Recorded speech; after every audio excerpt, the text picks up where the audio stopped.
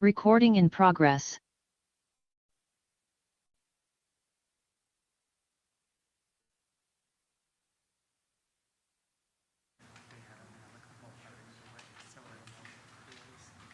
How are we doing there, Travis?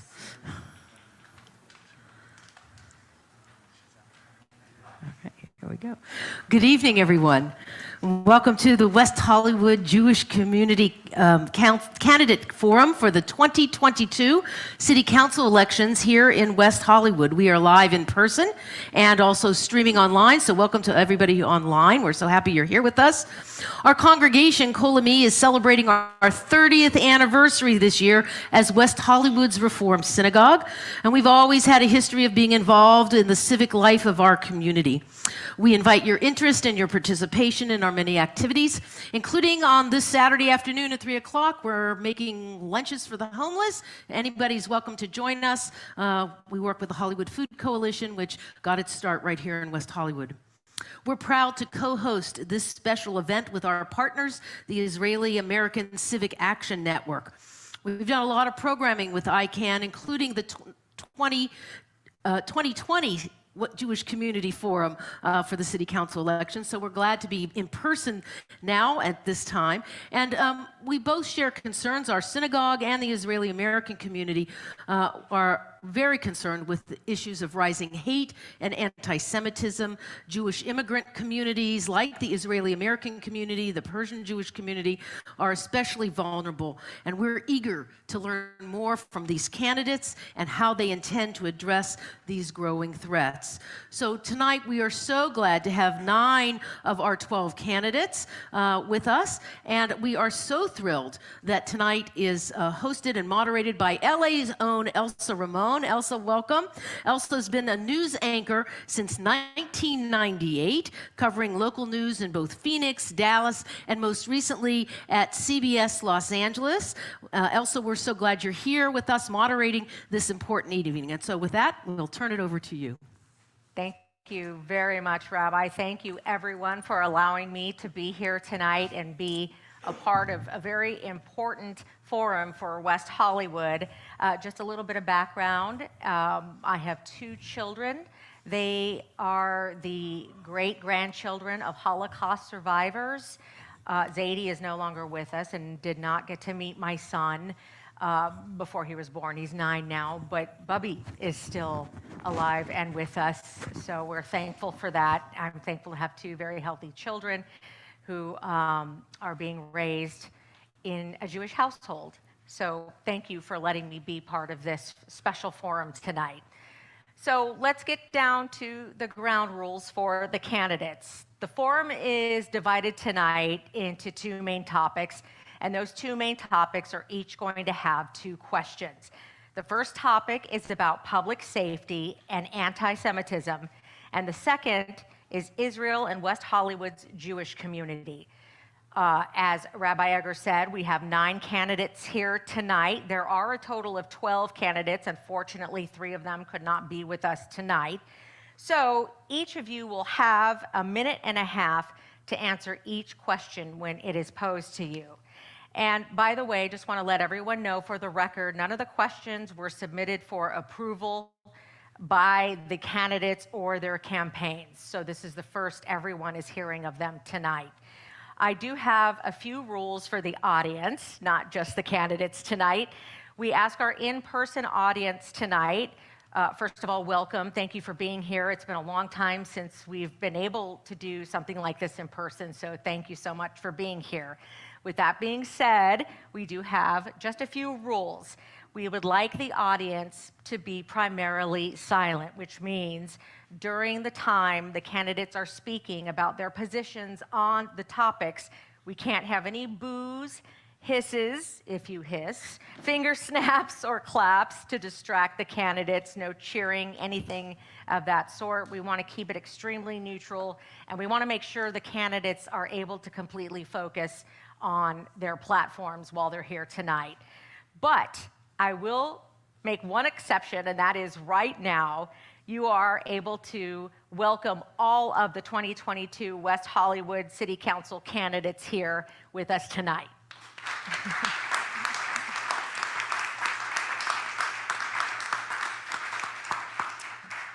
Rabbi Egger, thank you again so much for having me here tonight. So, and candidates, by the way, thank you for taking the time tonight to be with us. We did want to note again, there are 12 candidates, 9 here tonight. There are 3 open spots on the West Hollywood City Council, so there is a lot of competition tonight. Before we jump into the first topic, I will allow all of you to introduce yourselves. You'll be able to have opening statements and closing statements. For the opening statement, we are going to go in ballot order, and you will have 1 minute to talk about yourself and where you stand on the issues. And we are going to go in candidate order, which means we are starting with Mr. John Duran. Thank you very much, and thank you, Rabbi, for opening up the temple. My name is John Duran. I'm a native Angelino. I've lived now in the city of West Hollywood for 30 years.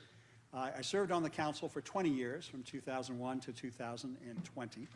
I'm running again because I think for the last 2 years, the city has been seriously off track in a very serious way that's threatening to all of us. I'm happy to tell you that as of today, I've been endorsed by the Los Angeles County Sheriff Deputies, the Los Angeles County Firefighters, the Chamber of Commerce, and just 3 days ago, Democrats for Israel also endorsed me, and I'm happy and proud to have their endorsement as well. I think what I bring to the council historically is just some common sense and practical ideas. And I'm not really long on ideology or theory. I'm really a little bit more about how do we execute on any idea. So I hope by the end of tonight that you're either considering voting for me or that you will vote for me on November the 8th. And thank you again for hosting us tonight.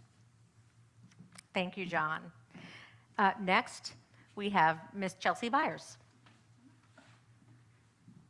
Good evening. It's great to be back here at Colmy. Thank you so much, Rabbi. My name is Chelsea Byers. I grew up in a secular home in Arizona. I worried all the time as a kid.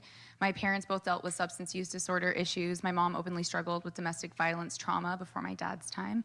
And my dad's work in construction, well, he was just not a very open communicator. Coming from that household without health care, a college fund, a life savings, retirement plans, I was drawn into community organizing from a very early age, about halfway through high school, focusing on issues of economic disparity, LGBTQ inclusion, education, and anti-war activism. I wanted all people to have access to life-affirming resources, and I knew from a very early age my life would be committed to that type of work. Anyone who starts very young grows tremendously if they keep up with that work, as I have, as an advocate, as an activist, and as a human being. I've maintained a commitment to growth and sustainability because in the political world, we know misunderstandings can lead to fear and hatred, and there are always folks who work to tear us down. I'm really glad to be able to share more of my platform tonight. Thank you all. Thank you, Chelsea. Next, Jordan Cockrum. Hello, everyone. Thank you so much for having us. Thank you for hosting this tonight. My name is Jordan Cockrum. I was born and raised in Minnesota, and I went to college there. I was a finance major, but kind of last minute, I decided I wasn't going to pursue a job in finance, and I was trying to think of what I loved and what I enjoyed, and I thought that might be entertainment, so I decided to move to LA. I didn't have a job, I didn't know anyone, so I just went on Craigslist and looked kind of in the center of the city and found an apartment, and it turned out to be in this awesome city called West Hollywood. I've been here for almost a decade now, and when I first moved here, West Hollywood is so welcoming to me and made me feel like I was at home, and that's why I've stayed here for so long. Over the last 2 years, though, that has felt like it's changing due to a lot of the decisions that the city council's making. Crime is going up, homelessness is going up, and the current council isn't making, I think, good decisions to help fix those issues, so that's why I'm running to help address those. Thank you so much. Thank you, Jordan. Next, we have Robert Oliver. That's what I thought. Thank you. I'm Robert Oliver, and I'm running for West Hollywood City Council. Together, I think that we can combat anti-Semitism and make West Hollywood safe. I was raised in LA. I moved to West Hollywood about a decade ago, and I'm proudly Jewish. If you can't tell, I'm wearing a yarmulke, because to me, when I grew up, you always wear a yarmulke in a synagogue. I've dedicated years of my life to public service. As an LA City Council deputy, I worked to provide security resources to the Jewish community. I worked for the Jewish Federation to combat BDS, and as a public safety commissioner, I introduced the IRA definition of anti-Semitism, which was later adopted by the City Council. I serve on the board of a Jewish nonprofit here in West Hollywood, and I can say that one of my proudest moments in life was getting married atop the mountain overlooking the Dead Sea in Israel to my husband, Mark, who's here tonight. It wasn't a very religious ceremony, but one psalm that we did recite was Im Eshkachek Yerushalayim. If I'm... well, I hope I can earn your vote. We'll go into more detail on other issues. Thank you. Thank you. Thank you, Robert. Next, Ben Savage.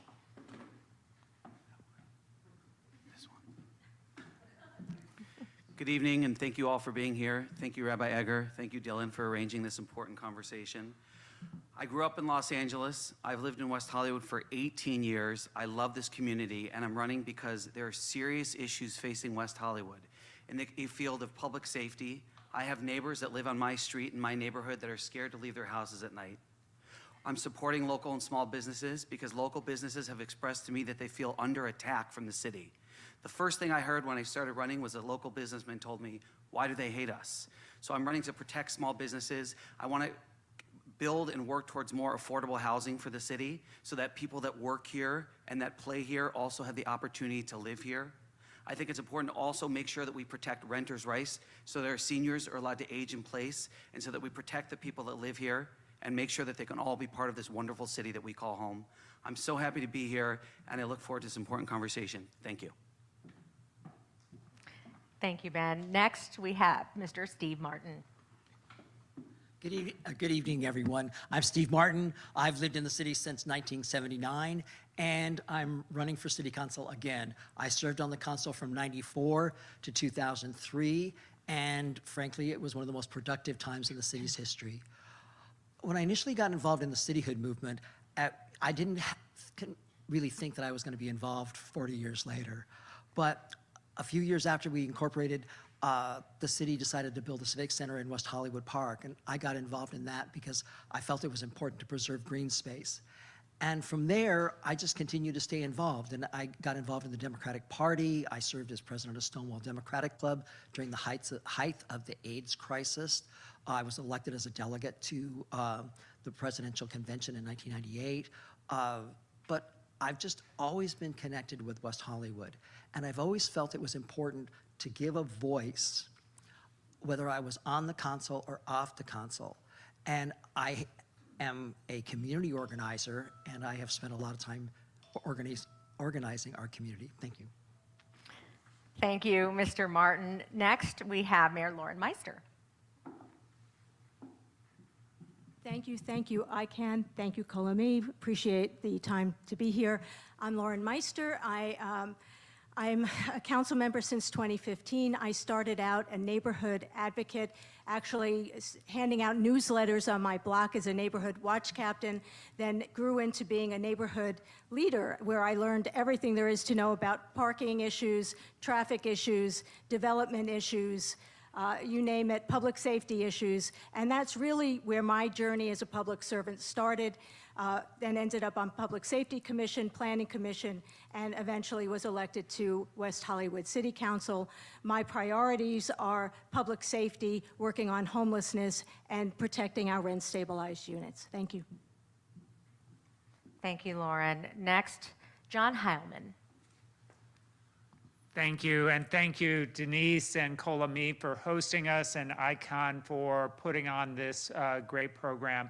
My name is John Heilman. I helped found the city of West Hollywood 38 years ago.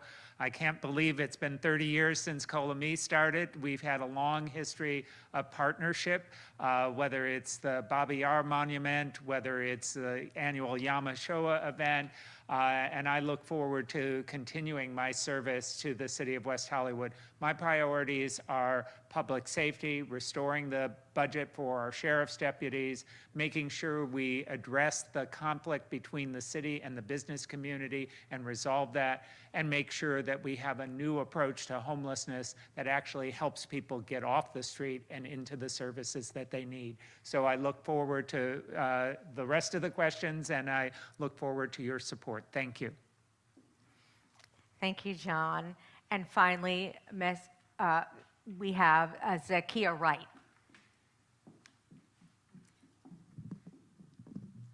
Good evening, and thank you to our gracious host for having us this evening. My name is Zakia Wright. My path to running for West Hollywood City Council hasn't been easy, and it wasn't a direct path, but the lessons that I learned along the way will be an incredible asset as I serve the residents of West Hollywood. As a Black queer that grew up in the South, I learned the value of community. As a law student that started my law school's first LGBTQ bar association, I learned how to persist. As a trained mediator, I value collaborating over conflict, and as an attorney that fights for employees every day, I understand what it means to let community members know that their voices matter. I look forward to working with Call on Me and ICANN and other Jewish organizations in their fight to combat anti-Semitism. I look forward to contributing and being an ally in all the ways that I'm needed, and I look forward to this conversation this evening, so thank you. Zakia, thank you. And I do want to apologize. I want to respect your pronouns as they and them, so I will make that correction. Thank you so much. Let's get to the very first topic, which is public safety and anti-Semitism. Some of you have made it clear where you stand on public safety just in your 1-minute introductions tonight. Some of you made it clear on your campaign websites. What is clear to me is that there seems to be a divide between some of the candidates and the current council right now as it pertains to public safety. And recently, one of the points of contention was the city council decided to remove several LA County Sheriff's deputies from their positions patrolling the streets here in West Hollywood and decided to replace them with unarmed security ambassadors. Many of you feel you need the extra deputy protection on our streets. West Hollywood does not have its own police force. They are patrolled by the LA County Sheriff's Office, and you feel that they need to be here to protect the institutions. What is your position on this issue, and what will you do to protect the Jewish community in West Hollywood? Also, do you support the council's recent decision to adopt the IHRA definition of anti-Semitism? I will repeat all of this because it's a little bit to take in, so if you need a refresher on what we're asking, I will happily repeat it. And just for the people at home and for those who do not know, IHRA is the International Holocaust Remembrance Alliance, and the IHRA's definition of anti-Semitism is a certain perception of Jews, which may be expressed as hatred toward Jews. Rhetorical and physical manifestations of anti-Semitism are directed toward Jewish or non-Jewish individuals and or their property, toward Jewish community institutions and religious facilities. So, with all of that being said, we will start with Zakia Wright on those particular topics. And again, Zakia, the first part of the question is what is your position on the issue of public safety? What will you do to protect the Jewish community in West Hollywood? I think the last part was if I agree with the adoption of the definition. Yes. And I do. I believe it's just a wide consensus on that definition for anti-Semitism. And so I do agree with it. Although, you know, being a person that's sort of grown up with, you know, being discriminated against and things like that, I always defer to the community that's affected by it for that definition.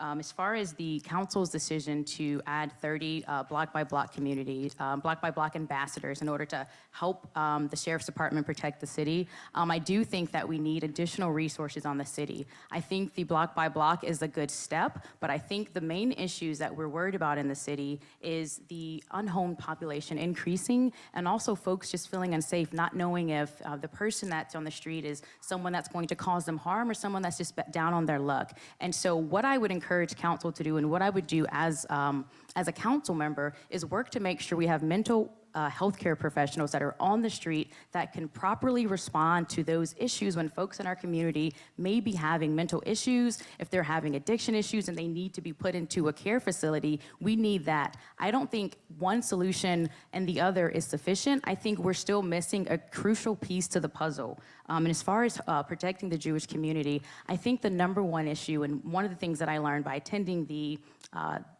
summit that was held here, was that education is key. I learned so many things. I learned how anti-Semitism manifests itself. It's not just in sort of the ways that I assumed, and so I would defer to us educating the community more. Thank you. Thank you, Zakia. Mr. Heilman. I'll take the last question first. I support the definition. In terms of the public safety decision by the City Council, I do not support cutting the sheriff's deputies. I think it was an unwise move. I think it makes us less safe, not, as it's been spinned, that they put all these additional block-by-block ambassadors on the street, but none of them have the authority to arrest people. They don't have the authority to stop a crime. If a crime is in progress, they have to call the sheriffs, and they've cut the sheriff's deputies. That doesn't make any sense. We need more sheriffs on the street who have the authority to arrest people and document hate crimes and to document all the other crimes that happen in this city. I think it was a very naive decision.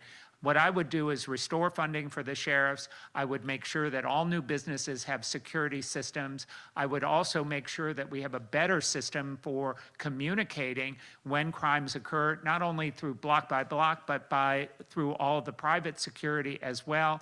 And I have a number of other things that I would do to promote public safety in the city, including addressing hate crimes. Thank you, John. Lauren Meister. Thank you, and I would appreciate if you talk about, when you talk about council, to say council majority, because actually I voted against cutting sheriff's deputies. When Councilmember Horvath proposed cutting 5 deputies, I said I would not vote for a budget that cut any deputies. I believe we need more deputies. We need them on the streets, walking the streets, and on bicycles so that they are part of the community. Obviously on council, I approved the IHRA resolution officially, and I just, my belief is that we can have it all. We can have sheriff's deputies, we can have block-by-block security ambassadors, and we can have mental health professionals on the street. The more we have mental health professionals on the street, that opens up time for our sheriff's deputies to be doing what they're supposed to be doing, which is preventing crime and solving crimes, and that's what we need our sheriff's deputies to be doing. So, thank you. Thank you, Lauren, and thank you for the correction. Steve Martin. Well, I was probably one of the few people who's up here who came to the council meeting to support the council's position on the definition of anti-Semitism, and that was quite a raucous meeting. I've also was the first person to jump in when the Public Safety Commission, including Robert Oliver, voted to cut 10 deputies out of our 60 as part of a defund program. And frankly, it's not just foolish, it's uninformed and irresponsible and politically performative. We can bring as many block-by-block people in and as many mental health workers in as we want, but that does not cut response times when you cut deputies. There's no logic to having fewer deputies when you've got an increase in crime. And, we're hearing a lot of talk, a lot of spin. I know the Unite Here candidates, part of their platform is defunding the sheriff. That's all fine and dandy, but be honest with the public about what you plan on doing. My plan is to restore funding to pre-COVID levels and beyond, adding bike patrols, adding foot patrols, and doing what is necessary. I also think that we need to make sure that the sheriff and block by block are really keeping an eye out on our synagogues and our schools, as well as our parks, particularly with all the hate crimes and anti-Semitism we've been seeing as of late. We just don't know. We have been so lucky here in West Hollywood. Is somebody adding that timer? Oh, okay. I told you it would haunt you later. Next, Mr. Ben Savage. Thank you. I too was at the IHRA council meeting, and I don't agree that there was strong support. While the council voted 5-0 to pass the resolution, I was in that room, and there was enormous criticism of the IHRA resolution, and I want to make sure that we have strong people on the council that will never fold to people that are promoting anti-Semitism, and they're against the Israeli people. And in terms of public security, I do live in the Norma Triangle in West Hollywood, and I want to tell you, my neighbors who have lived there since the 50s and 60s have told me that for the first time they're scared to leave their houses at night. I don't think that's right. And I don't think the answer is to put public kiosks in the front of pavilions and say, that's enough, deal with it. I do, however, agree that it's a false choice that we need to have one or the other. We need to provide and restore funding for the public sheriffs and for the sheriff's department. And we also need to provide funding for block by block, mental health services, social services, clinical health services, because there are different situations and difficult circumstances. And in terms of the Israeli community and the Jewish community, we need to always protect them, be strong, because it doesn't take long for a skirmish in the West Bank or the Middle East to take place on Sushi Fumi on La Cienega, where Jewish residents are suddenly attacked and beaten for no reason. So we always need to be ever vigilant and make sure that our Jewish community and our Israeli friends are always taken care of and looked after. Again, I'm strongly in support of restoring the funding for the Sheriff's Department. And again, I also think we should be funding other services as well. Thank you. Thank you, Ben. Robert Oliver. Thank you. So I guess just to go down the list for the IRA definition, I do support it. I actually introduced it at the Public Safety Commission, as I mentioned, and then it moved to council. I spoke in favor of the Jewish Community Security Plan. If I'm elected, I will strengthen it. It is an important partnership. It lays a roadmap out for partnership between law enforcement, community organizations, residents, and other stakeholders in the community. I did not support the reduction. I spoke against the reduction in sheriff's deputies at that council meeting. What I did was I voted to move a conversation from an unelected appointed board to council. One sign of a flailing campaign is attacking other candidates. So I'm not going to, but I will welcome anybody to look at a 2020 op-ed written by Mr. Martin, which basically is the same argument made by a commissioner to defund. I don't support it. If I'm elected, I will restore any cuts to the sheriff's contract. We need the sheriff's contract. We do need additional resources, and thankfully we live in a city where we have the resources to do both. We can fund our sheriff's department and we can add mental health, homelessness, and substance abuse resources. I think going forward, we need to work together as a community and not be attacking one another, and this is part of why I think West Hollywood voters are looking for new leadership, because of that kind of divisiveness that we've seen. Thank you. All right, Robert, thank you. Jordan Cockrum. Thank you. All right. I will also start with the second part of the question and say that, yes, I absolutely did support adopting the IHRA definition of anti-Semitism. For the first part of the question, I did not or do not agree with cutting funding for the Sheriff's Department in West Hollywood. My father is a former police officer, so I understand what's required to make sure that our police officers and people in uniform have the resources that they need to keep us safe. If I'm on city council, I'm gonna restore that funding. I actually spoke with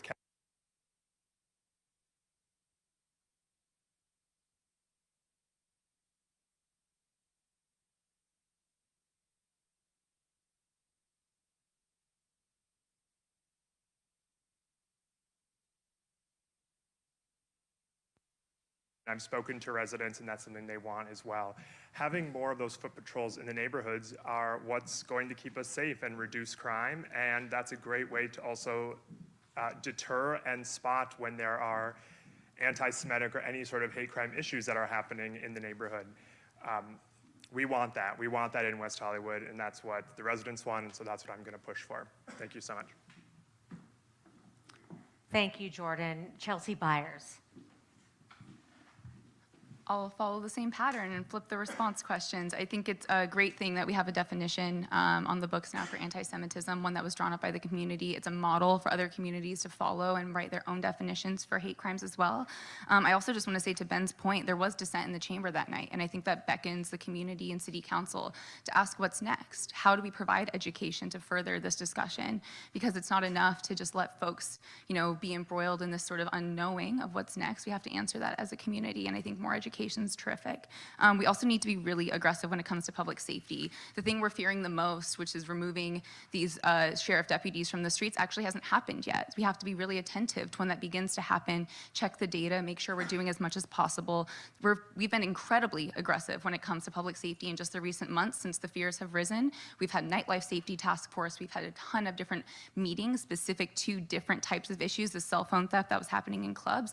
That's the type of vigilance we need to keep on. And with regards to the Jewish Community Safety Plan, it's been a little bit of time since it's been implemented. We absolutely need to reevaluate, see if it's working, see if it's meeting all of the needs that we have as an evolving community in these evolving times. Thank you. All right, Chelsea, thank you. And finally, Mr. John Duran. Yes, on the definition. Get that out of the way. So I was born and raised in East LA, and everybody on our block was either Latino or Jewish.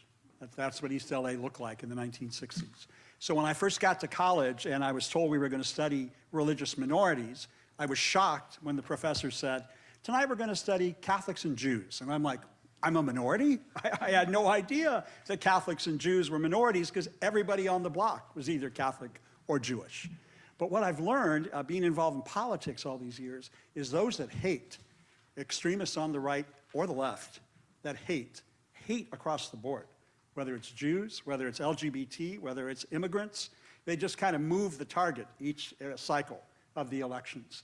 And I think a lot of the discomfort right now is not coming so much from the right, from the political left. People defending Hamas, people defending the PLO, and attacking Israel. Those attacks are coming from the left, not the political right. So I think it's important that we stay right in the center and defend our Jewish community. West Hollywood is 40% LGBT, that's true. It's also 40% Jewish. So those that hate the people of West Hollywood hate equally Jews and LGBT. The sheriff deputies and the firefighters, the first responders have endorsed 3 candidates: John Heilman, Lauren Meister, and John Duran. And there's a reason they endorsed the 3 of us. They think we are the 3 best to defend public safety in this community. Block by block, nice guys on bikes. I'd rather have somebody armed with a badge and a gun than a nice guy on a bike. That's what we need moving forward. Thank you. Thank you, Mr. Duran. Appreciate it, all of you. We are going to move on to question number 2 of the topic of public safety and anti-Semitism, and we're going to put a little bit of a finer point on this. I also want to bring to your attention some of the examples that we've seen in the last 2 weeks in the media that are anti-Semitic. I won't read them all out loud, but I think all of us have seen at some point in the media the last couple of weeks the statements that have been made by celebrities, political figures, news celebrities, and some events that happened at the Grove with the anti-Semitic flyers. I believe many have heard about what Kanye West has said and continues to say and post on social media. Marjorie Taylor Greene, a U.S. Congresswoman, also last week laying out some very obvious white nationalist talking points in front of a crowd. Unfortunately, there isn't enough time to list the number of anti-Semitic remarks and attacks against the Jewish people over the last 2 weeks, and they keep piling up. But with that being said, bringing it here to a finer point at home, there have been disturbing expressions of racism and bigotry here, I'm told, at the Los Angeles City Council, and likewise, many residents in West Hollywood have said that this city feels more divided than ever before. As a member of the City Council, what specifically will you do to bring the West Hollywood community together? And the candidate order starts with this second question of that topic with Jordan Cochran. All right, thank you so much. this is a perfect question for me because one of the biggest talking points of my campaign has been working together and collaborating and trying to just defuse everything and get people together to work together to solve these common issues because we are all facing this together. If you've seen in any photos or any any op-eds from my events, you can see that I've had candidates from all different, I guess you can call it factions, of running for city council, coming to talk to me, to meet people, to see what's going on. I've been going to a lot of other candidates' events. You might have seen me around there too. I got the award for Mr. Congeniality on WeHoville because I talk to everyone and I want to listen to the opinions of all people. And I think that's what's really important, is talking to people and listening to them and hearing what their concerns are and what their ideas are, because that's how we're going to get the answers that we want to solve the issues that we have. Thank you. Thank you, Jordan. Steve. Well, I remember when we were talking about the definition of anti-Semitism, one of the things that I conjured up was Charlottesville and that Tortlich March with those young men walking by saying, "Jews will not replace us." And that was just has been a searing image to me. And every time I hear an anti-Semite remark, I'm reminded of that. And so it is what's happening in this country right now. Anti-Semitism is very, very real. As far as bringing this community together, that's a tall order. I'll start by listening, and I'll start by empowering people from across the city and from across different viewpoints. Currently, the city's dominated by a council that has appointed its own echo chamber, and it's created all sorts of division. There is this sense that the city needs to impose its own ideology on people and how we think, and frankly, there's getting a lot of pushback on it. We really need to move forward, and it's hard because we've moved from a place of dysfunction back in 2020 to a bigger sense of dysfunction in 2022, and ideally we want to end that. Thank you. Thank you, Mr. Martin. Robert Oliver.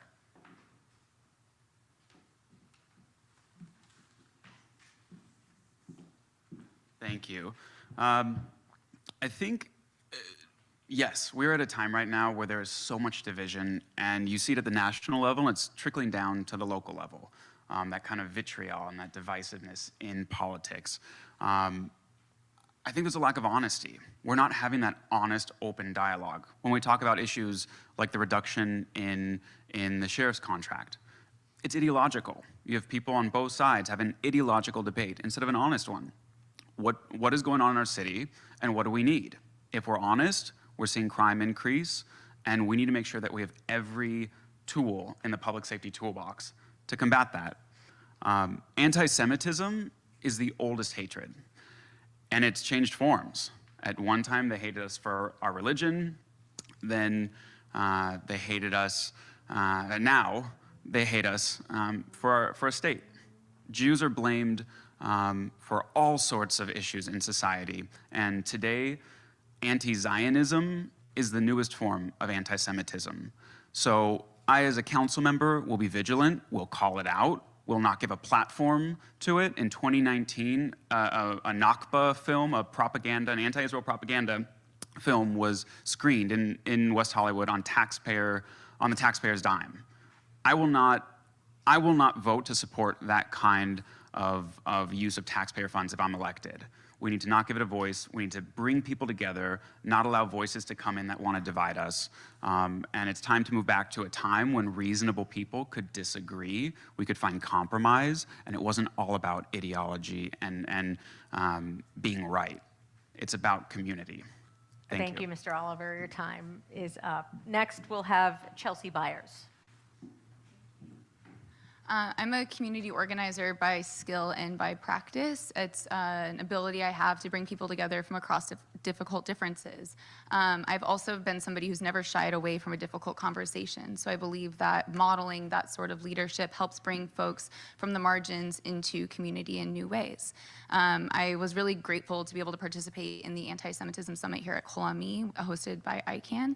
I think those sort of discussions, which we've had many of in the last several months as community, are more necessary, and we need to be in more regular space. It's nice when you're somebody who goes to those rooms, but you start to see some of the same folks. The question is, how do we extend that sort of conversation to others, bring people into difficult discussions? Days of dialogue, something I witnessed Los Angeles have the first time I sat down with law enforcement officers, community activists, Black Lives Matter folks, people you would never think would have a conversation together. I think we're the city of inclusion, of creativity. Both of those values help us find really thoughtful pathways to be able to bring folks into conversation, which is more and more necessary. Thank you. Thank you, Ms. Byers. Next, Mr. John Duran. Thank you. I've written a few op-eds in WeHoville about various issues. This was an issue I wrote about.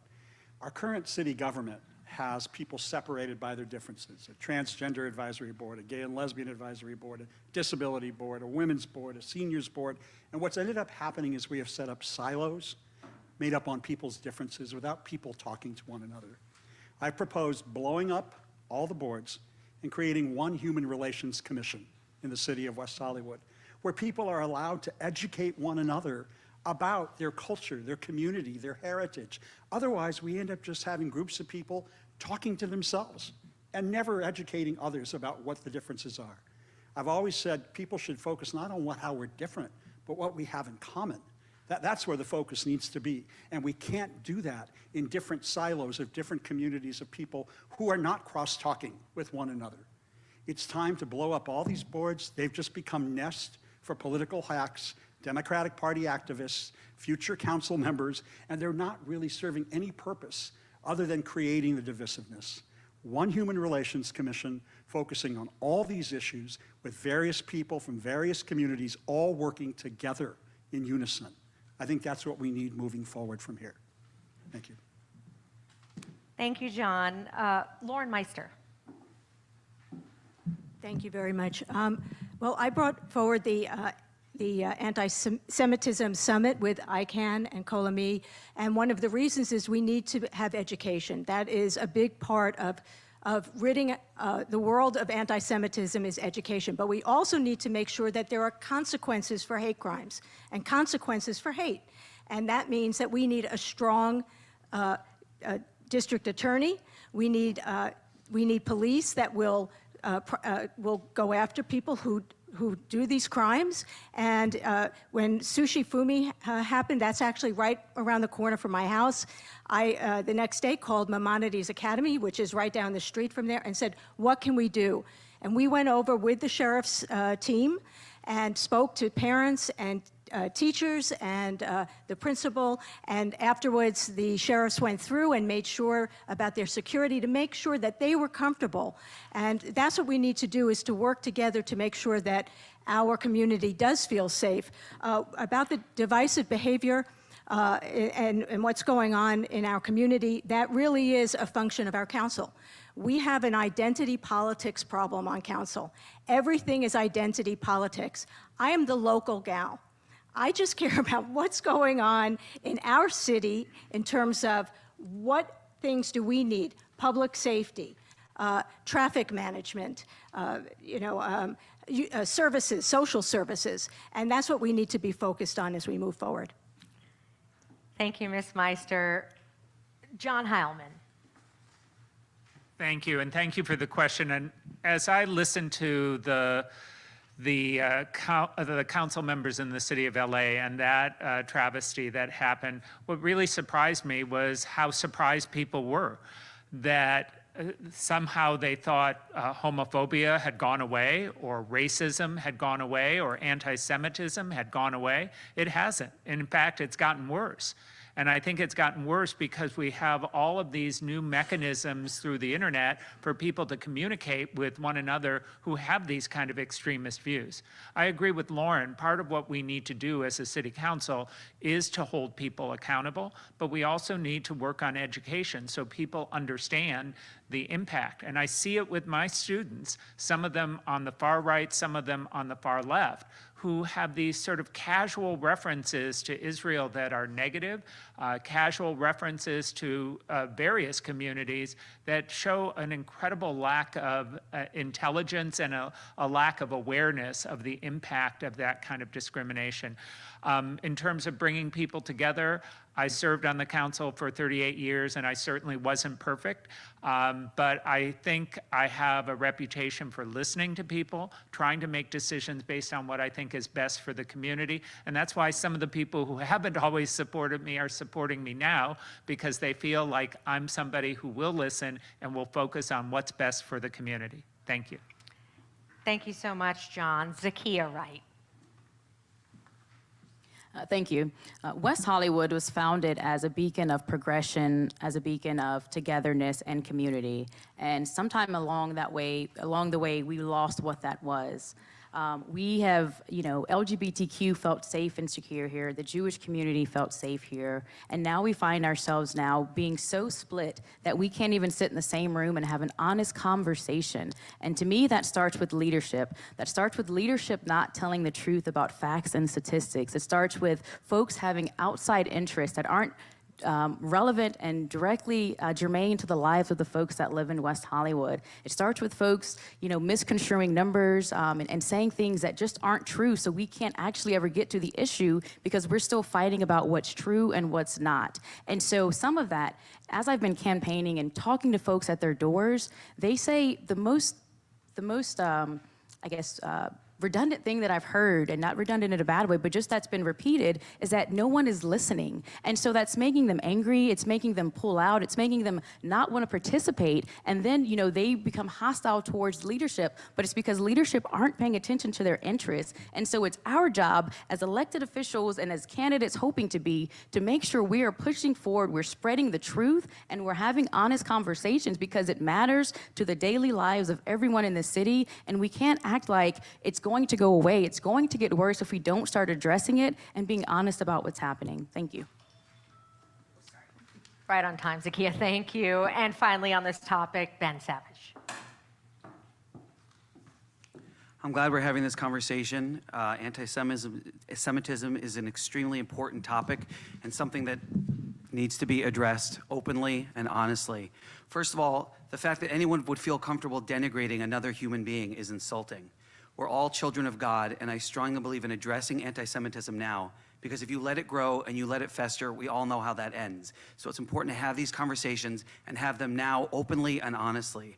In terms of the city council and setting a new tone, that's why I believe that I'm running for city council. We need new leadership, people that are passionate about the city, people that will fight for the residents, people that will fight for local businesses, people will fight for renters, people will fight for local workers, because this is a wonderful city and it's passionate and it's strong, but we need people who are in charge, who care about the city and are strong enough to look beyond social media and will fight for what's right. Thank you. Thank you so much, Ben. We're going to move on to our second topic now, which is Israel and the Jewish community. I don't think it's a big secret that the city of West Hollywood has a long history of working with Israel and Israel-related organizations. You heard Mr. Duran also point out earlier that the Jewish population here in West Hollywood is large, obviously in Los Angeles County.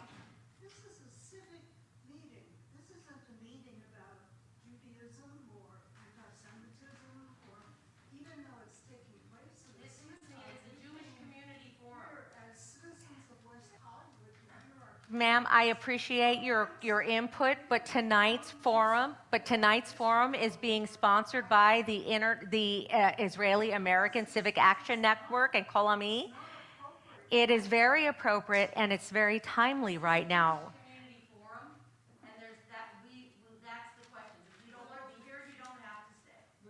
anti-Semitism is not an urgent, one of the most urgent matters. If you would like to come outside and talk to me, we'd be happy to talk to you, but right now our forum's going. Okay, but this is not appropriate. I'm sorry. This is a serious topic here for the city of West Hollywood. Because it's in a religious Please come outside. Please come outside. The rabbi is inviting you to have a private discussion so we can continue our forum. I'm Jewish, so. I am sorry. Yes, I'm sorry. I think it's a misuse and a misnomer. There'll be multiple forums on multiple different topics. This is one of many, and I'm sorry it didn't sit right with you.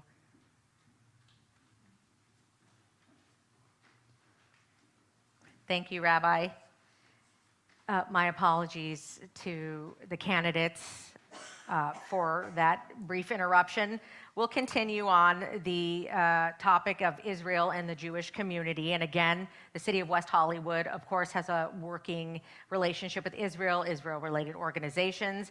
As a member of the city council, will you protect and preserve the ordinance forbidding contracts with BDS companies? And do you support AB 2844? And for the people who are at home who do not know what BDS stands for, that is boycott, divestment, and sanctions against Israel, people who believe that needs to happen. And also just a refresher on AB 2844, which was signed into law in 2016. It is a measure that prevents companies that boycott or discriminate against any sovereign state, including Israel, from doing business with the state. So, moving on now, we will start with candidate Chelsea Byers on this topic. Absolutely. Sure. It's AB 2844, which was signed into law in 2016. It is a measure that prevents companies that boycott or discriminate against any sovereign state, including Israel, from doing business with the state. And again, just to remind you, BDS stands for boycott, divestment, and sanctions.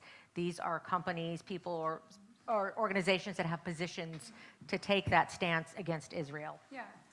As much as, on paper, these tactics seem legitimate and nonviolent, and that was something I understood at one point in time, I now understand and see the very ways that BDS furthers anti-Semitism in really dangerous ways and harmful ways to our community and tears us apart. So I support the city of West Hollywood's long leadership on these issues, and if these are resolutions that we've supported, then I stand with our city.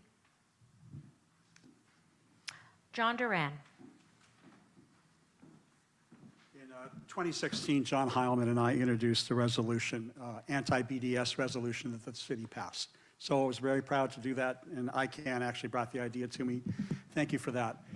For many years, I was the national co-chair of NALEO, the National Association of Latino Elected Officials, which means I got invited to APAC every year as one of their featured speakers. And I went on an APAC-sponsored trip to Israel. And I think it's really important that everybody take a trip to Israel and spend time in Israel. I even got to go to the PLO headquarters, which was a little awkward, but it was an APAC-sponsored event, so what the heck, I went. But I think it's important that people see Israel and see the purpose of Israel and what Israel has to offer the world in technology, in agriculture, in progressive values. I mean, the country is just a phenomenal thing to see. I think right now, I'm sorry that Ms. Oppenheim got upset, but this is the problem right here, is that people think anti-Semitism is not an important issue to talk about. It is. It is in this current political environment. It is one of the top issues to talk about because we see right now Israel under attack from the left and from the right and being targeted by those extremists on both sides. So yes, it's important because if we don't speak out, never again, that is the motto, it will fester and it will grow. It's important to cut it out, call it out. On Twitter, I called out Kanye West the moment I read his offensive comments about targeting Jews.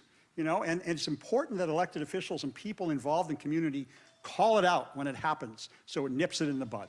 That's what needs to occur. Thank you. John, thank you so much. Lauren Meister. Thank you. I'm against the BDS movement. It was a movement that was actually founded in anti-Semitism. I have been on council. I was on council with John and John when they did introduce the resolution to support Richard Bloom's AB 2844, which I supported. I think Israel has a lot to offer. I actually was bat mitzvahed on Mount Scopius with my 90-year-old grandmother, my mother, my sister, and my aunt on a trip to Israel, where I saw how Israel made basically a desert into an incredible agriculture. We have so much to learn from them when it comes to things like water and what we do with water that we see is being wasted here when you see dewatering happening on construction sites. We need to work with Israel to learn from them. Thank you. Thank you, Ms. Meister. John Heilman. Thank you. I support the state bill. I also oppose BDS. When we were on the council, and when I was on the council very early on, we adopted a provision that said in all of our city contracts, there is a provision that says that the contractor promises that they do not adhere to the boycott of Israel. And that's very important because I think that's a reflection of our values as a city, that we don't support that kind of nonsense. I think that in terms of the partnership with Israel, we as a city have hosted experts on HIV. We have hosted experts who are scientists who've come to the city. Obviously, we're quite some distance from Israel, but a lot of Israelis live here, a lot of Israelis come to West Hollywood, and we should be welcoming them, and we should be learning, and we should be sharing our resources and our information in a true partnership, and I support continuing that. Thank you so much, Mr. Heilman. Ben Savage. Thank you for the question. I strongly support the anti-BDS bill as well. I believe that we should form a strong partnership with Israel. Israel is a remarkable success story. We have much to learn from them in terms of their advancements in a whole host of fields: technology, healthcare, environmental issues. So I think there's a lot of partnerships to be formed, and we have to be ever vigilant, again, of the rising anti-Semitism in West Hollywood and elsewhere. And I continue to support the anti-BDS bill and hope we continue to foster a wonderful relationship with Israel. Thank you, Mr. Savage. Zakia. Thank you. I support the city's continued, not contracting with companies that support BDS and the state bill as well. We have an important ally and relationship with Israel, and I think, our job is to make sure that we're supporting the efforts and not, allowing Israel to be under attack by the BDS movement, or the possibility of losing Israel as a sovereign state. And so for me, I think West Hollywood has a place, but I think the U.S. on a greater scale should continue to provide aid to Israel. I think we have to call out that the violence and all of the things happening to the Palestinians is also large part due to Hamas, Iran, and other bad actors in the Gaza Strip. So yes, that's my response. Thank you. Thank you. Thank you very much, Zakia. Robert Oliver. Thank you. Great question. And yes, that kind of comment and that attitude is indicative of how much harder we need to fight. I strongly oppose BDS. I spent a year of my professional career fighting it on college campuses. It's unfortunate that countries that do commit egregious human rights abuses under that kind of legislation, there can't be boycotts against those countries. Israel is not one of those countries. Anyone who's visited knows that. Israel's a beautiful, vibrant country. We are the creative city, and Israel is the startup nation. So there is a natural partnership between West Hollywood and a clear relationship between West Hollywood and Israel.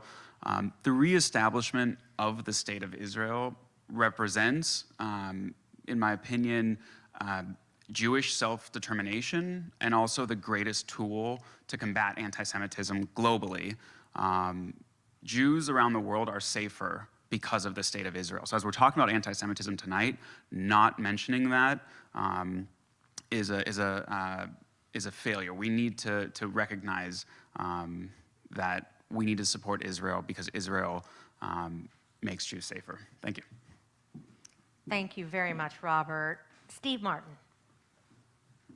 Well, I think the creation of the State of Israel was the only good thing that came out of World War II, and the only thing that really could in any way offset what happened in the Holocaust, which is just mind-boggling. I've never supported BDS, and I don't think many people here have, because what it does, it closes down conversations, and conversations about peace are so important, and when you just put up walls, those conversations can't happen. The one thing that impresses me about Israel isn't so much about their technology or their agricultural policies or their vibrant nightlife in Tel Aviv. It's the fact that as a country, much like the United States, they call into question their founding principles, and they try to be better people as often as not. I know we struggle with that in our own country, but I think that is one thing that Americans and Israelis have in common, that we want to create the best society that we can be. And that's just very important because not many countries in the world do that. Thank you. Thank you very much, Mr. Martin. And finally, Jordan Cockrum. Thank you very much. So I am very against the BDS movement, and I do support the state bill. I don't believe in working with any companies that are actively trying to divest or not support Israel. It is just flat out racist, veiled behind the fake attempt to not support a nation that violates human rights. If you actually cared that much about nations that violated human rights, you would also be boycotting China or Saudi Arabia that openly execute citizens for speaking out against the government. It's not a secret. So if you're supporting boycotting Israel, it's veiled racism. We want to support Israel. We want to keep that relationship strong because we have a long history with them and we have a strong history with them. And Israel is right now probably our only chance for peace in the Middle East. Thank you. Thank you, Jordan, very much. We are going to move on now to the next question in topic 2, which is Israel and the Jewish community. Again, the topic. So some of you have alluded to it and made it very obvious that you have spent some time in Israel. So I will ask all of you, have you been to Israel? And before you all get up and answer, just to be fair, as your moderator, I have been to Israel, so I am asking this question from experience. What work would you have done or would you do to build the West Hollywood-Israel relationship? And describe any work you have done in our local Jewish communities to strengthen that bond and bring awareness. We're going to start with Robert Oliver on the second part of the question. So, great question. I think a few things have come up along the way. I've been to Israel many times. I actually got married in Israel. My husband and I and 25 people we love schlepped to Israel and got married overlooking the Dead Sea. I've worked in 2 Jewish elected officials' offices for the Jewish Federation of Greater Los Angeles. I serve on the board of a Jewish West Hollywood-based nonprofit, and I'm serving in my 4th term on my 3rd board and commission here in the West Hollywood, and I've used every board, every platform, every position in any office or nonprofit to be an advocate for the Jewish community, to speak out on issues like BDS, to speak out on the alarming rise in anti-Semitism that we're seeing. I have been very active, bless you. I've been very active with JQ International, which is the nonprofit that I serve on the board of. And part of why I do that is to create a space for LGBT Jews to not only find community, but to express their Judaism. That's very important. For me, I'm not the most religious person, but having a space to practice gives me a cultural space. And that's what I like to provide for other people, and that gives me a sense of meaning, frankly. My husband and I have had 70, 80 people for Shabbat dinner in our home on multiple occasions, and that, to me, is community. And also, I will say, add to that, we need to continue the partnership that Rabbi Ager and Kol Ami have had with the government and with the city for decades. That's a 2-way relationship, and I'm very sad that Rabbi Ager is retiring, but I'm going to continue that relationship. Thank you, Robert. Thank you so much. Shabbat sounds like a lot of fun. Just let me know what wine I need to bring and we'll be there. Yes, absolutely, Jordan. You want the question again? Say the 3 questions. Sure, absolutely. Have you been to Israel, and what work have you done to build the West Hollywood-Israel relationship, and describe any work you've done in our local Jewish community? but we started with Robert. Next is Chelsea Byers. I have not yet been to Israel. I made an attempt in 2017 with the wider bridge that didn't come through, and then I had a plane ticket in 2020 and COVID came faster. Very sad. Hope to make that happen very soon. As far as my relationship building with the Jewish community throughout Los Angeles, I was working with United Way for 3 years on housing and homelessness, and in that space had an opportunity to do tremendous work with Jewish community organizations across LA. I participated in events hosted by synagogues. I got to speak before the Jewish Federation. I did a bus tour that I organized for members of ECAR, the congregation that's now building supportive and affordable housing on their very own property. So those experiences helped open my eyes to the values that the Jewish community has when it comes to addressing the 1/5 of Jews that live in poverty across Los Angeles, and so many other people who are affected by homelessness and economic disparity here. So those are really amazing relationships, in addition to the relationships I've continued to build here, Kol Ami and ICANN. So thank you so much.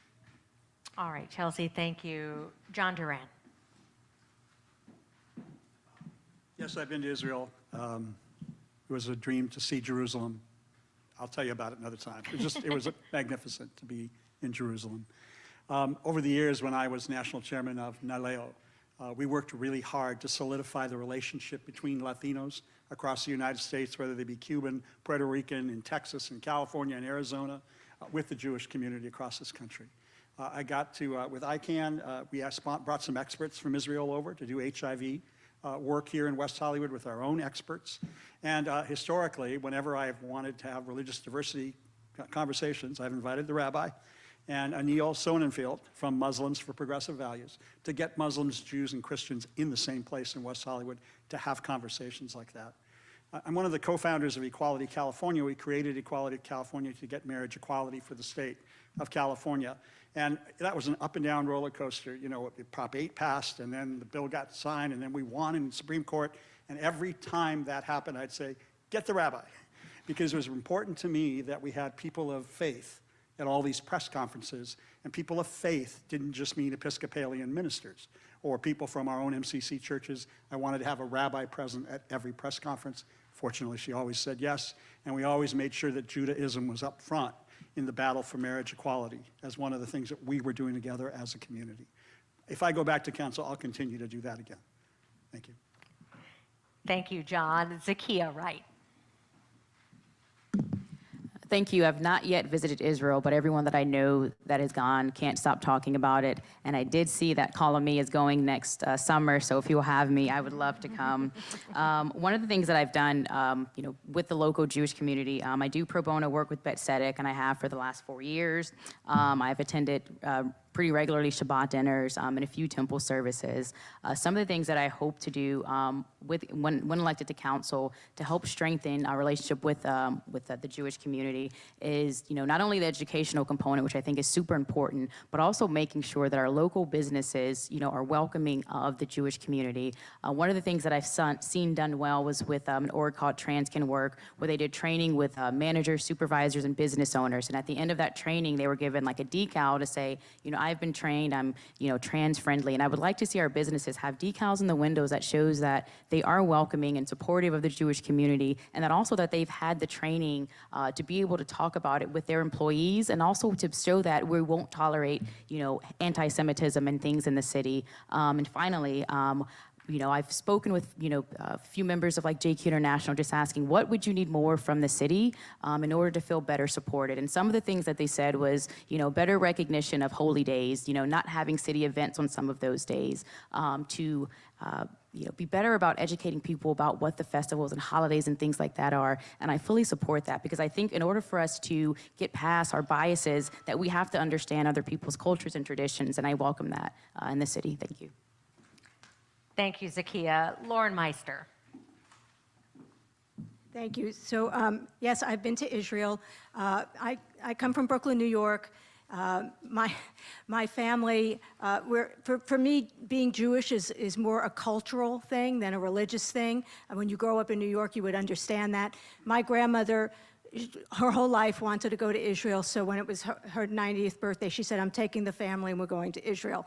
And we got to tour all of Israel, and it was really, like I said, an amazing experience because they are so ahead of everyone, especially when it comes to agriculture and technology. So what I would say is I would love to work with Israel on things like our water issues, smart technology, tourism, which Israel has an incredible tourism industry.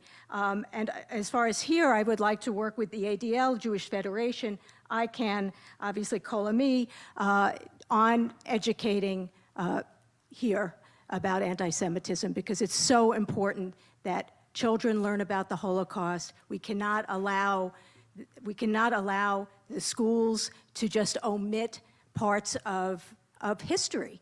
And it's not about religion, it's about history, it's about what really happened. So we have to make sure that we educate our people.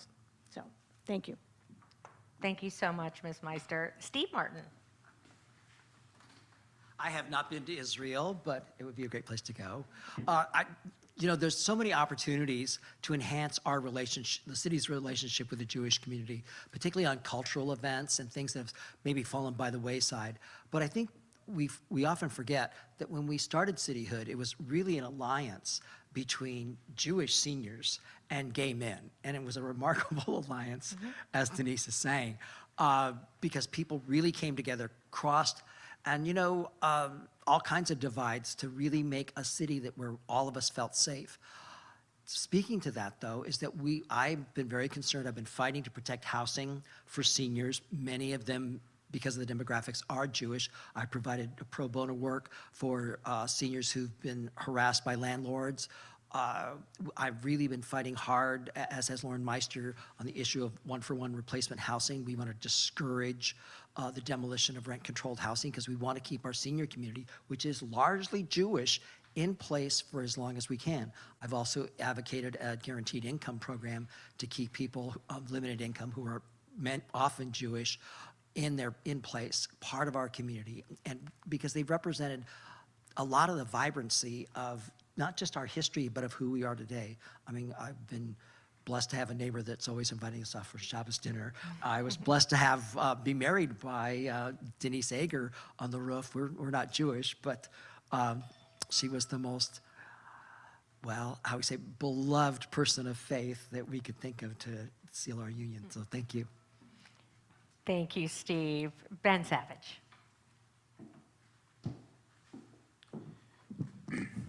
Thank you. I have not had the opportunity to visit Israel, so please sign me up for that Kolami trip. I'm in. Very much looking forward to it. My mother did live in Israel and taught there, and we have very close friends that are from Israel. In terms of partnerships and cross-partnerships, I'm very proud of my work with the Israel Cancer Research Fund, and I think that's something that we've missed tonight and something that we should be discussing, is that a lot of our seniors, Jewish, non-Jewish, are affected by cancer. That's something that affects all of us, my own family included. And so I believe that that's an important program that we could work with and explore. The ICRF Fund is really a wonderful organization which gives grants and research funding to scientists in Israel who are coming up with innovative and breaking cures for cancer research. They're not as inhibited as they are here by bureaucratic red tape, so they're really on the cutting edge of cancer research. So I think that's something that we could really explore and discuss and continue that relationship. Thank you. Thank you, Ben. Jordan Cockrum. Thank you. Yes, I have been to Israel. It's way too good of a story to try to cram into 90 seconds. I ended up going with Birthright on the second LGBT tour. So please come up and ask me about it. It was great. I have not been involved with the Jewish community here connecting Israel to West Hollywood. And that's why I'm really excited to be here and so happy to meet all of you. My whole campaign and platform has been about meeting people and talking to people and hearing their experiences and what we can do and what I can do to become involved and how I can strengthen relationships and make those connections and make things better for everyone. I actually spoke with the rabbi a month or so ago who mentioned to me that there have been people in city government who have never come here, never done anything with the community until we get close to election time. And I don't want to be one of those people. I want to be involved right from the beginning, because that's how you become a part of the community, and that's how you can help it grow. And that's what I want to do. Thank you. Jordan, thank you very much. And John Heilman.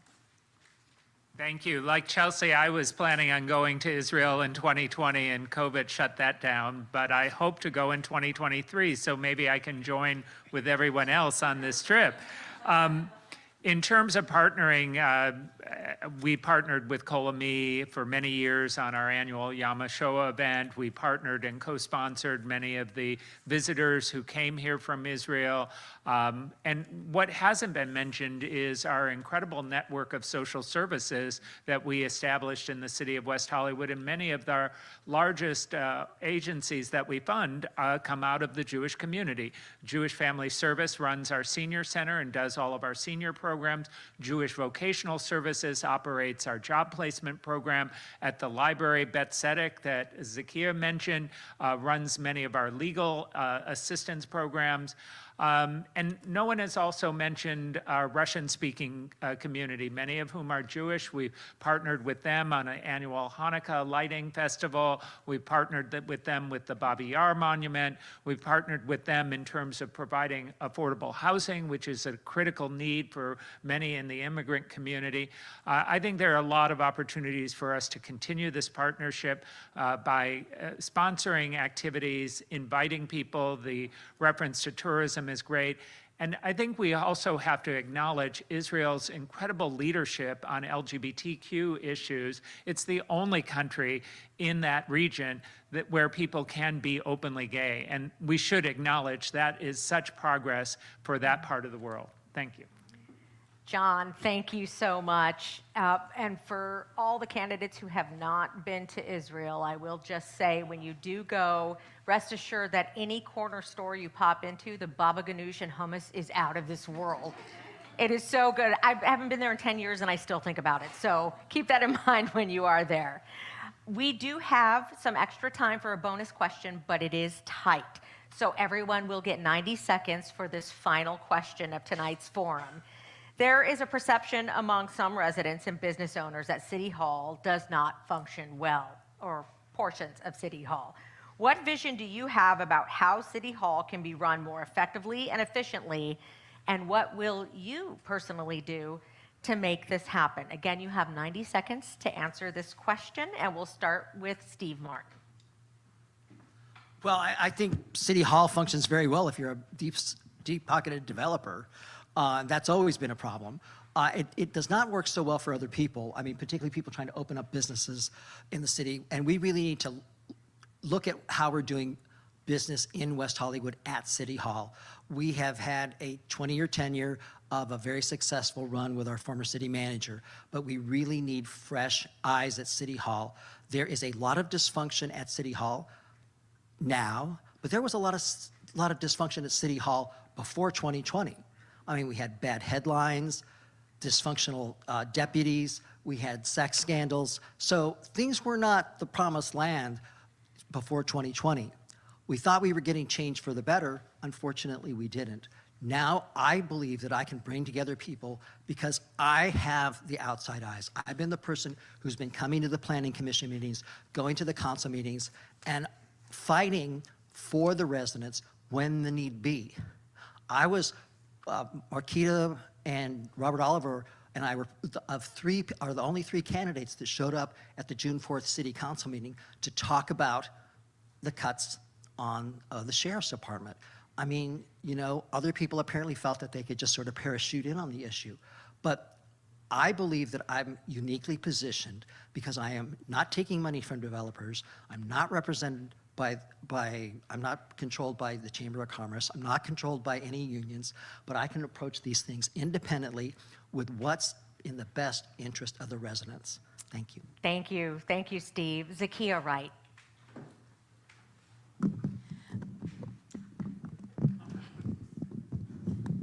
Don't take my time off for that. I don't know that I would say that City Hall is is dysfunctional, I'll say that there are some issues that we need to really look at, and I think it starts at the base.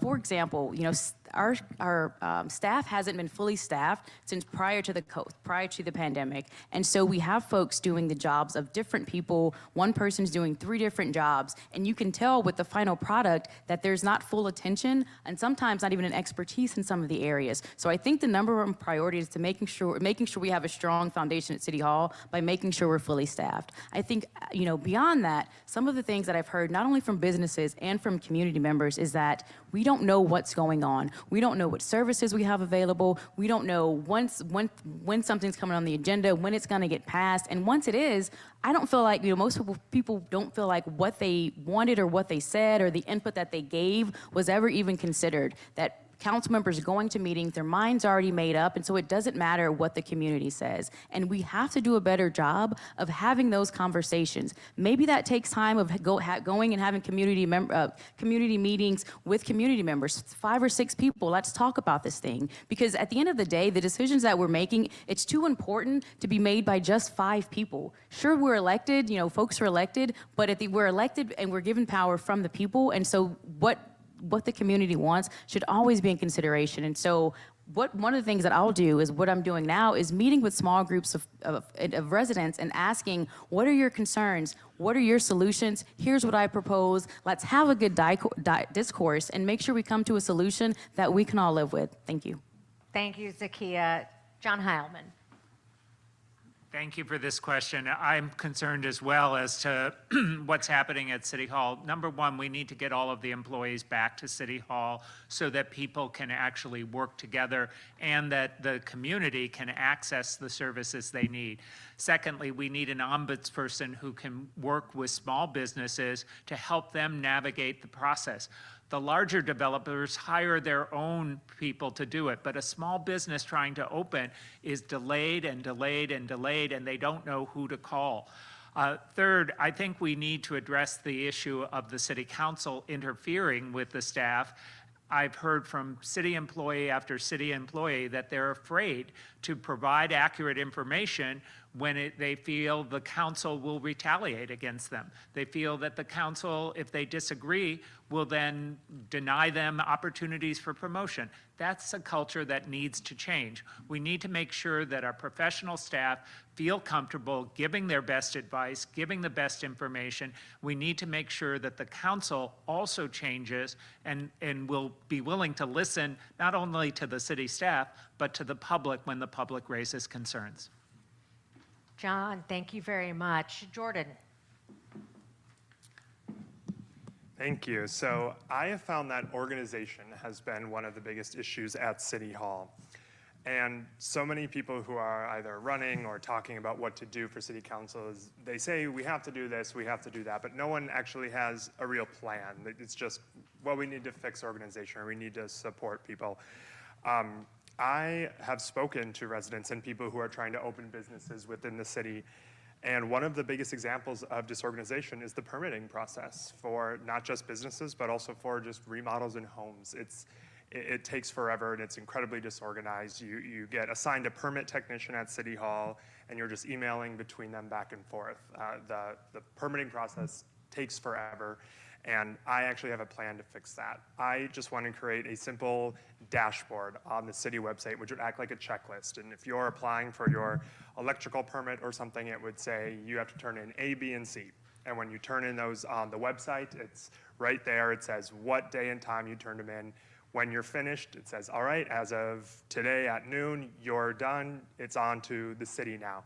And that will help us identify those bottlenecks in the process, because we can see if it's taking the city a month to get to the next steps after you've turned everything in, then we know it's the city's problem. And it could either be there's not enough employees and we need to bring them all back home, or maybe the employees aren't working as hard as they should be to advance those permits.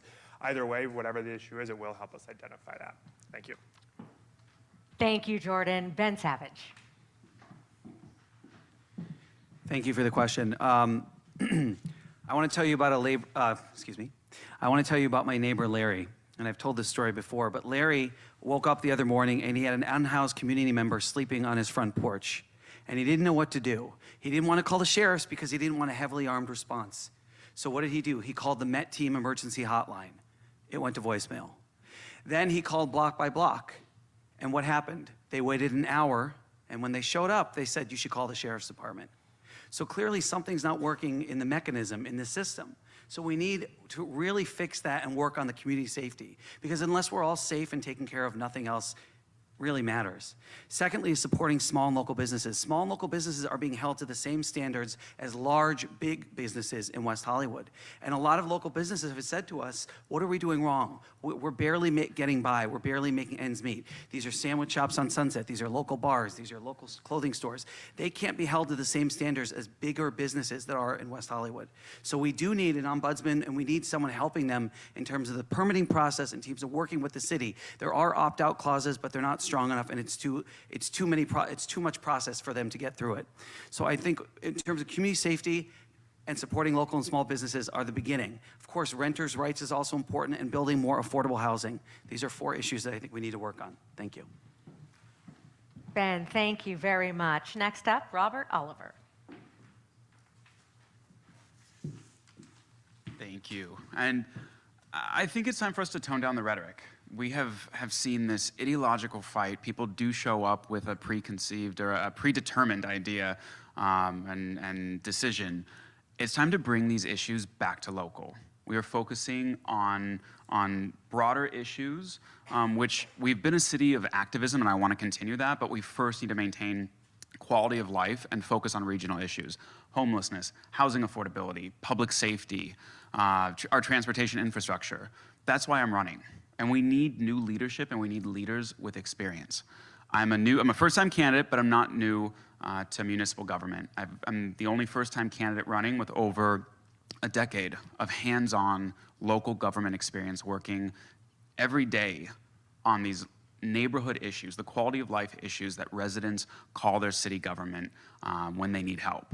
And I learned from mentors and friends of mine like Jeff Prang, who's endorsed my campaign, along with former Congressman Henry Waxman, Democrats for Israel and the Democratic Party. I learned from Jeff that when somebody calls City Hall, whoever answers that phone should, no matter where it is, what you're dealing with that day, you've got your own list of things that you're dealing with. You treat that as your #1 priority, because for the person calling, that's their #1 priority, and that's why they're calling City Hall. And that is how I try in every job to handle everything that comes across my desk. And if I'm elected, that's what I will be in City Hall. I want to be the person that you know you can call when you need help from your city government. All right, Thank Robert, you. thank you. Chelsea Byers. There's been a ton of great ideas proposed. We know that we need to fix communications. We know we need to get staff back to full capacity. There's no reason a cookie shop on Santa Monica should take 14 months to open, and affordable housing should not take 4 years to build. These are all City Hall issues, and we can fix them. The thing I'm really focused on as a Human Services Commissioner who's watched month after month after month folks who need rental services, who need subsidies, who need food, nutritional help. There's many and too many applications that people have to muddle through in order to get what they need. We are under a mass effort to digitize City Hall and make it more accessible to business owners and to developers and to the folks who need to access city services.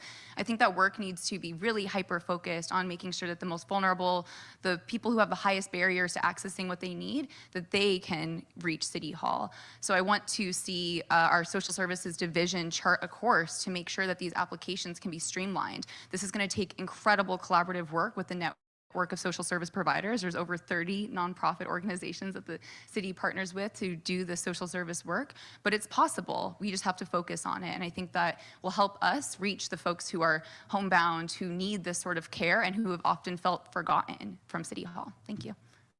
Chelsea, thank you. John Duran.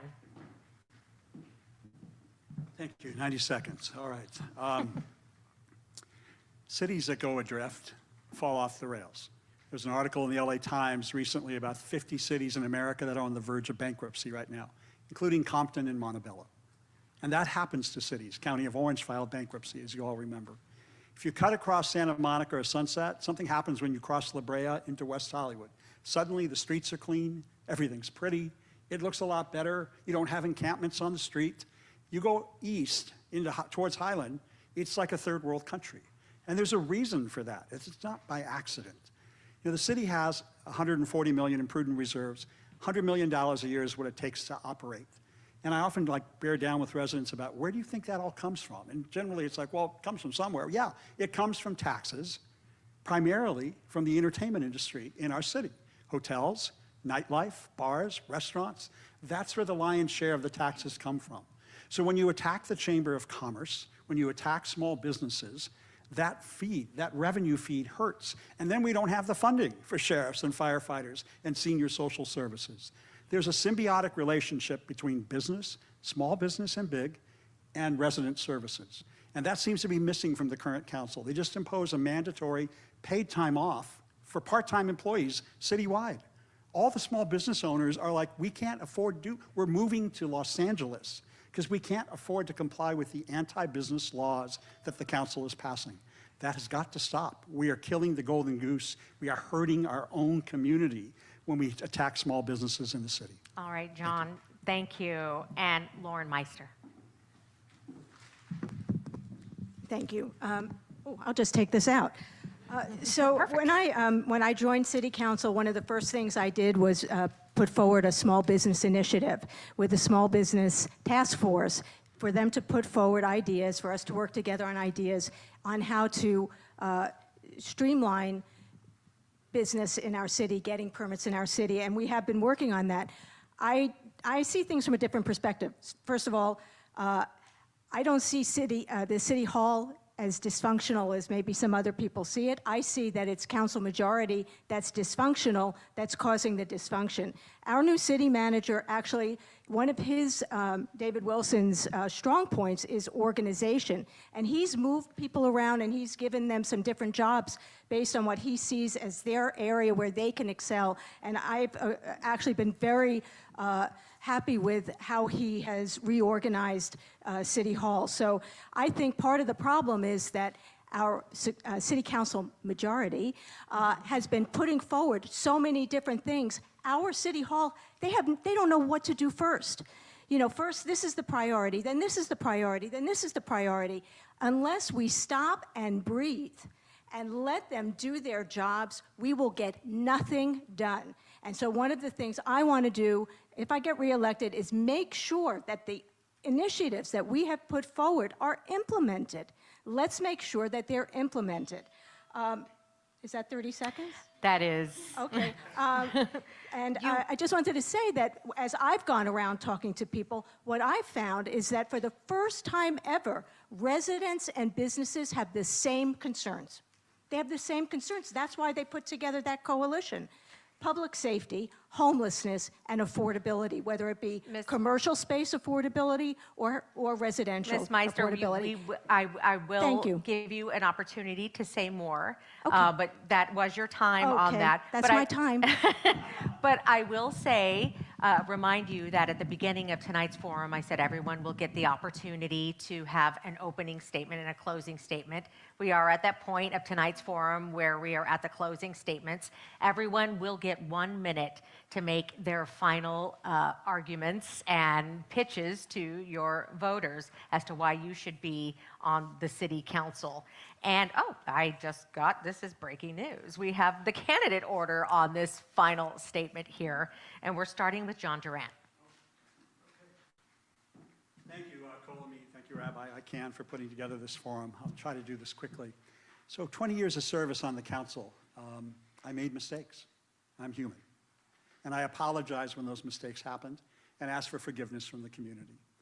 Now I'm coming back because things are seriously off track. Seriously off track.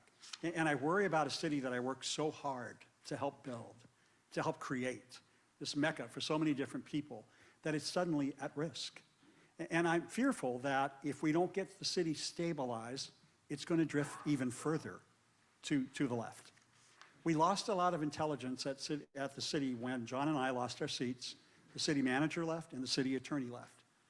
The city manager left because he didn't want to have to deal with the chaos of the new council members who were more about ideology than municipal services.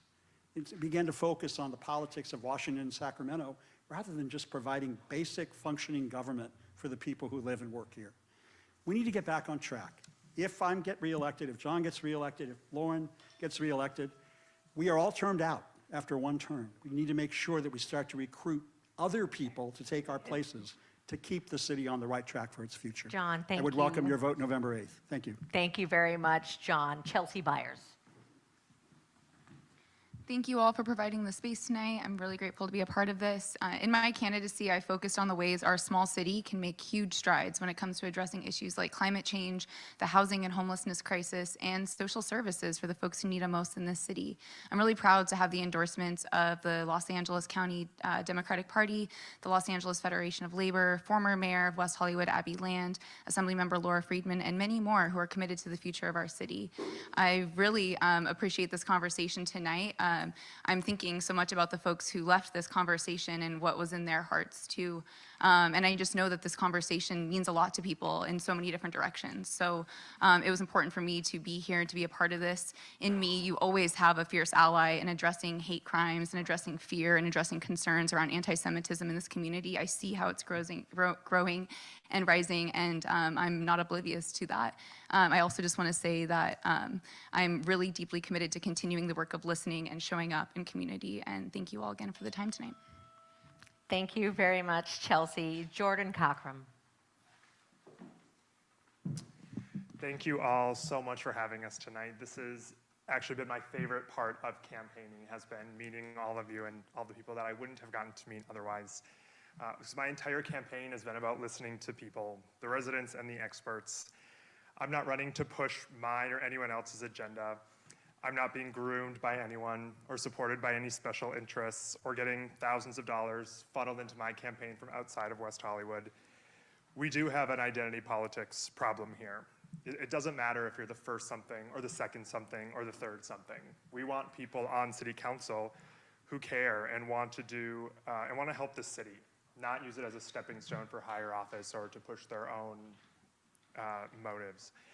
That's why I'm running, because I care and I want my neighbors and the residents to be happy, because that's what makes me happy.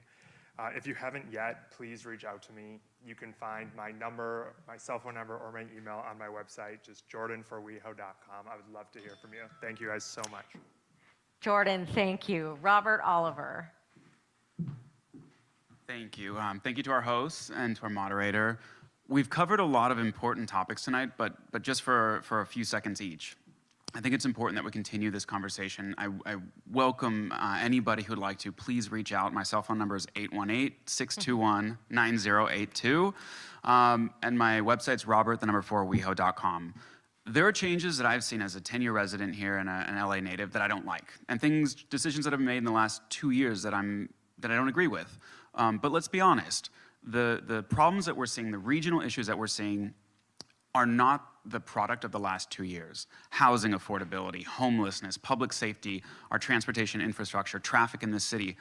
That is the result. These are the results of years, decades of decision making. So to blame the current council, I think, is a little, it's short-sighted. We need new solutions. We need new leadership. As I've mentioned, I've got experience in local government. I've dedicated my career and life to public service, and I hope that I can earn your vote. Thank you. Thank you, Robert. Ben Savage. Thank you for the opportunity to be here tonight. Thank you, Rabbi Egger. Thank you, Dylan. And thank you all so much for being here. I just want to say that I'm enormously proud to live in this city. I value the diversity. I value the culture. I value the people. There's brilliant people here. They're creative, they're passionate, they're intelligent, they want to do the right thing. But I think we've lost touch with city council, and respectfully, I don't think the answer is to go backwards. I think the answer is to go forward and work with leaders, new, fresh leaders who will continue to protect the city and will protect future generations, our seniors, our renters, our long-term residents. I want to keep this city safe. I want my neighbors to sleep well at night. I want my family to sleep well at night. And I think we need to cultivate and protect and promote leaders that are going to fight for this city. I'm not a politician. I'm a long-term community member who loves this city and wants to do right for it. I have no special interest supporting me except myself, because I believe that much in this city and I want to keep it safe and I want to watch it grow because I'm proud to live here. Thank you. Ben, thank you. Mr. Martin. Well, I want to thank the Temple for doing this, and this was a great event. You know, if I was endorsed by one of the current incumbents, I would be asking you, yeah, you know, it's not their fault. But it is their fault. And they have led us on a real path of divisiveness, and they haven't listened to the residents. I have a very grassroots campaign. My campaign is supported by neighborhood leaders across the city. And I have support all over the city. You can tell that by my signs. But I want to be back on city council to give you a voice that you've been deprived of way too long, not just the last 2 years. So anyway, thank you again. Thank you so much, Steve. Lauren Meister. Thank you. And I'm really glad that you brought up the whole theme of dysfunction. I think that one thing, since I'm mayor, I'm no drama. I'm the no drama mayor. And I have to be honest, City Hall loves that I'm the no drama mayor. And I think that the residents do too. And I think the residents know that I'm an independent voice. I mean, you can ask John Heilman and John Duran on council, who were on council with me, that I was always an independent voice, and that's why I think I have the resident support. I can tell you that I was endorsed by DFI, that's the Democrats for Israel. I can tell you I was endorsed by the West Hollywood Democratic Club, West Hollywood Beverly Hills Democratic Club. But the truth is I've really been endorsed by the residents of this city. With all the money that I've raised, which has been about $85,000, 85% of it have come from residents. They've come from residents and small businesses of West Hollywood. And I think that speaks for itself. I want to thank Rabbi Egger for this. I want to thank Dylan, Elsa, we really appreciate it. And thank all of you for being here and all of you at home. Thank you. Thank you, Mayor Meister. John Heilman. Thank you, and thank you for hosting this, and thank you everyone for being here tonight. I love the city of West Hollywood with the drama, with the problems. I dedicated 36 years of my life to this city, and I want to make sure we get back to basics. And I'm one of the few candidates up here who actually has a track record. A number of people have talked about problems, but in terms of housing, I'm the one who drafted the rent control ordinance. I'm the one who established the housing corporation that builds permanently affordable housing. I'm the one who adopted the inclusionary ordinance that requires developers to set aside 20% of the housing for low and moderate income residents. I'm the one who established the whole network of social services funding. I'm the one who helped initiate the climate action plan. So all of the issues that have been talked about, I've had a leadership role in making those issues arise and making those programs and policies get adopted. In terms of public safety, I have a long track record of working in partnership with the sheriffs to bring down crime and address the problems in our community, and I would ask for your support. John, thank you. And finally, Zakiya Wright. So we have a really important, big decision that we get to make. We're deciding today, by November 8th, what the future of the city will be. We get to decide who's going to make those decisions, who's going to be at the helm, who's going to respect your interests, and who's going to represent the things that you want.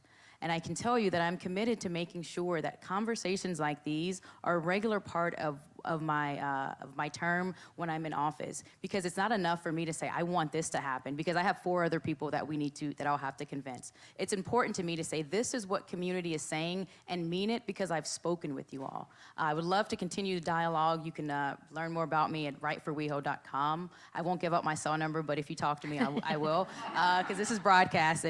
But anyways, thank you for this. Thank you for tonight. This has been amazing. I've enjoyed the conversation. I've enjoyed the attentiveness, because this is what it's about. The civic engagement, showing up, being present. We have to do it in order to make our democracy better. So thank you. Zakiya, thank you. I would like to personally thank all the candidates for allowing me to spend some time with you tonight. I've enjoyed learning about all of you leading up to tonight's forum. And thank you so much for trusting me to ask the questions and to listen to what you have to say. I also want to thank Rabbi Egger and Congregation Kol Ami, and of course Dylan and ICANN for allowing me to be here tonight as well and to serve as your moderator. I humbly thank you so much, and I wish all of you the best. Thank you for being here tonight. If you're in-house, thank you for being here, and for those of you at home watching, streaming, thank you too. Everyone, have a wonderful night.